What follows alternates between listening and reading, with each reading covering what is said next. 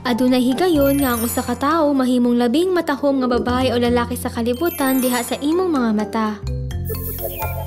Ilang mga positibo nga bahin ug kalig-on ra ang makita nimo ug bisan unsaon silang tanan matahom. Kini mahitabo sa mga lalaki ug babae nga nahigugma ug giingon nga sila mahimong mabutahan sa gugma. Sa psychology, kini nga panghitabo gitawag nga pink lens effect. Kung mahigugma ka, magsugod ka nga mobatig daghang kalipay. Natural, bisan ang imong nawong, mahimong muhayag ug mas mapahiyom.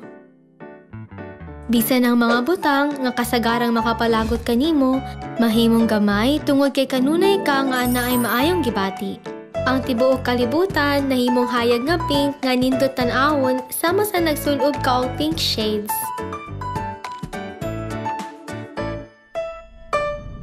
Unsay nakapabag-o sa tawo nga nahigugma?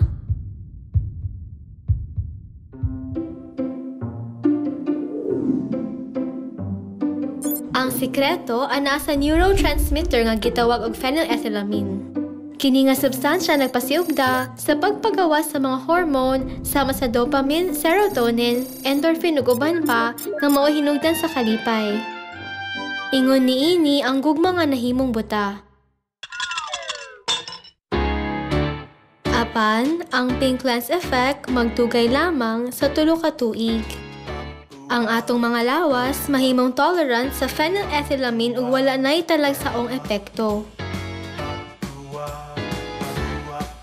Nianang higayuna ang kakulang sa interes ngadto sa laing tawo magsugod nagpagpakita. Bisan ang mga butang nga gihuna-huna nga kusog karon nagsugod nga gibati nga kahuyang. Ang laing tawo mahimong magpabiling pareho apan ang kasing-kasing mausap.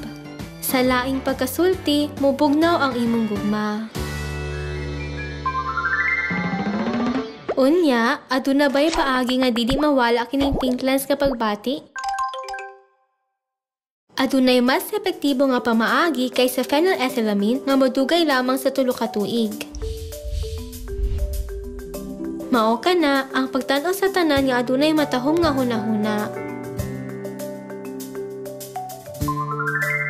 Ang pagtan-aw sa tanan nga adunay matahom nga hunahuna dili lamang gikinahanglan sa magtiayon. Gikinahanglan usab kini sa paghupot og maayong relasyon sa panimalay, eskwelahan ug sa trabaho. Kung tanawon nato ang usag-usa nga adunay matahom nga hunahuna, ang gugma og pagsalig mahimong mas lig-on. Dili ang matahom nga butang ang makapatahom kanato, apan ang pagkaana ay matahom nga hunahuna makapahimo kanato nga matahom. Kung tabunan nato ang mga kasaypanan sa usag-usa nga adunay konsiderasyon sa matahom nga hunahuna, ang pagdumot mawala ug ang gugma lamang ang magpuno sa atong mga kasing-kasing.